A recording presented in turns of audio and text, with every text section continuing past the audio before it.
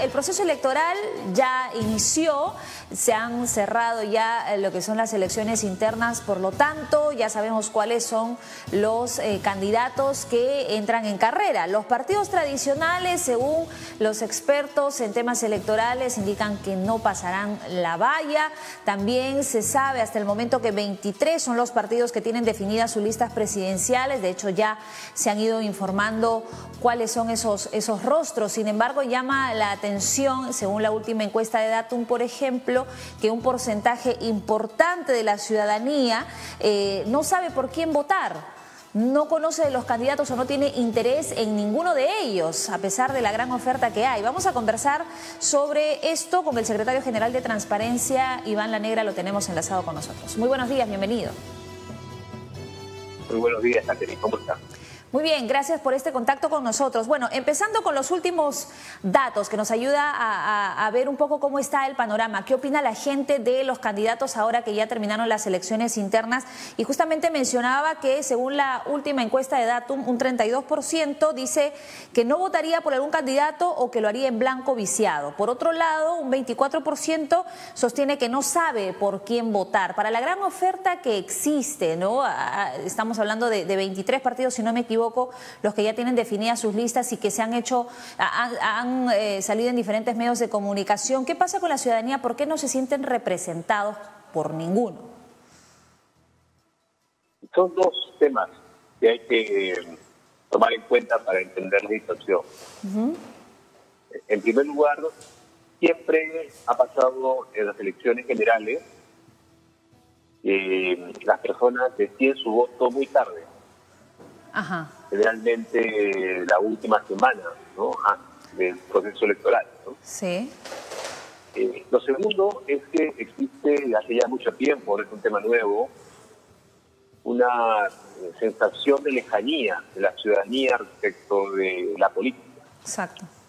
Y eso se expresa en desconfianza en los políticos y en los partidos, ¿no? El Perú es el país en América Latina con el mayor nivel de desconfianza, ¿no?, en los partidos políticos, y eso pues hace que las personas tengan normalmente, ¿no?, un escepticismo respecto de las propuestas al inicio de las campañas. Y creo que hay un factor ya que es coyuntural, ¿no?, que tiene que ver con la crisis que hemos vivido en estas últimas semanas, ¿no? Que luego han tenido un impacto sobre las preferencias, dejando a la gente, digamos, muy preocupada sobre qué viene hacia adelante, y por lo tanto muchas personas están, digamos, como se dice a veces en algunos juegos, pagando por ver, ¿no? Quieren primero escuchar, seguramente, porque hay mucha todavía desinformación, mucho desconocimiento sobre las candidaturas y propuestas.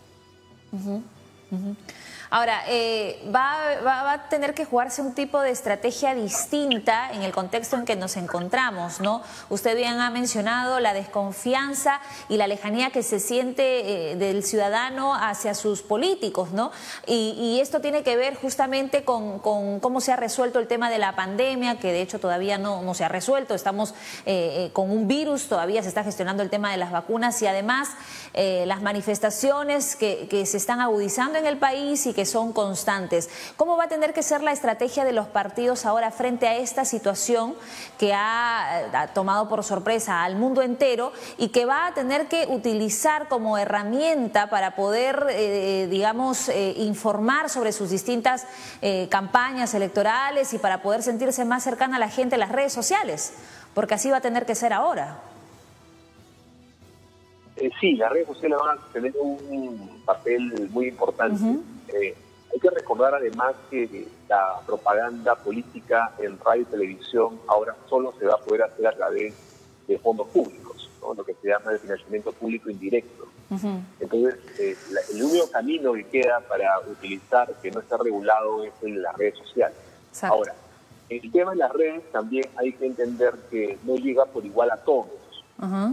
Hay una diferencia vinculada con el tema socioeconómico y con el tema etario, con la edad, ¿no? La gente más joven tiene un acceso pues mayor y más frecuente a las redes y de hecho ya es la principal fuente de información. Y no me refiero solamente a las redes públicas, sino me refiero también a estas redes privadas, ¿no? Es decir, estos mecanismos que pueden ser, por ejemplo, el WhatsApp, pero también redes que a veces no se han diseñado para transmitir mensajes políticos o de otro tipo, sino más bien algo cosas más lúdicas, ¿no? Como por ejemplo el TikTok, ¿no? Durante las últimas movilizaciones ciudadanas, por ejemplo, ellas han sido redes que se han usado muchísimo, ¿no? Para la coordinación y para la comunicación.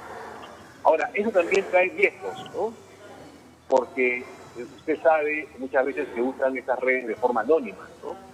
Exacto. Y eso también es un mecanismo que puede usarse para, por ejemplo, la difusión de noticias falsas, Los fake para news. la difamación contra los fake news, la difamación contra candidatos, el uso de un lenguaje pues ofensivo, ¿no? Todo eso puede ser un riesgo y por ello es muy importante una vigilancia cercana de los medios, de la ciudadanía y desde luego de las autoridades electorales.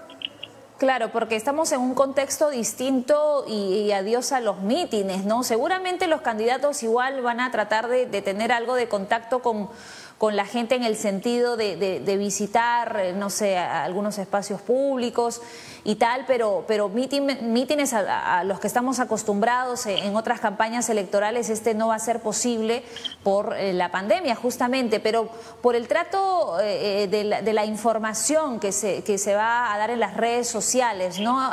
¿Quién va a poder filtrar todo lo que aparezca de tal manera que no desinforme a la ciudadanía y pase esto de las fake news, como bien lo ha mencionado? ¿Existe algún tipo de filtro, proyecto que se esté trabajando para evitar esto? Es muy difícil hacer un seguimiento completo, ¿no? Ni siquiera los países con democracias avanzadas y con regulaciones y capacidades mucho mayores han podido lograr, ¿no? Ahora, hay cosas que están pasando que pueden ayudar, ¿no? Por ejemplo, una cosa que ya ocurre es que algunas redes sociales empiezan a hacer cierto tipo de verificación mínima de la información que se difunde, ¿no? Eso hace que, por ejemplo, planteen alguna advertencia en casos que comparten alguna información que es abiertamente falsa. De otro lado, también se están reduciendo las posibilidades de publicidad, es decir, lo que es propaganda pagada, ¿no? En muchas redes. Entonces eso pues obliga a tener que usar las cuentas personales, ¿no? Luego tenemos los observatorios, ¿no? Nosotros, de hecho, en Transparencia hicimos un primer ejercicio de observatorio en las elecciones de enero de las comensales extraordinarias, pero tuvimos que centrarnos en algún sector, ¿no? Porque es muy difícil descubrir toda la información que se transmite, ¿no? Es muy amplio. Además, el tema de los WhatsApp, que no hay manera de entrar ahí y hacer verificación, ¿no? Entonces también va a tener que hacerse un esfuerzo de comunicación ciudadana, es decir, explicar a las personas cuáles son los riesgos, ¿no? de esta información que se difunde sin verificación. Y de luego también hay un rol muy importante en los medios de comunicación, ¿no? Para no solamente identificar las situaciones que puedan haber digamos, fake news, sino también mostrar, ¿no? Cuáles son los efectos perversos de una campaña en la cual las noticias falsas sean dominantes. Entonces, más allá de hacerle seguimiento a todo lo que se publica en redes sociales o todo lo que llega a cada usuario, va básicamente a realizar campañas informativas, ¿no? Y exhortar a la población a tener mucho cuidado sobre la información o sobre el contenido que consume. Más o menos por ahí iría este asunto. Ahora, de hallarse responsabilidades en el hecho de la difusión de informaciones falsas, las fake news, ¿se sabe si hay algún tipo de sanción?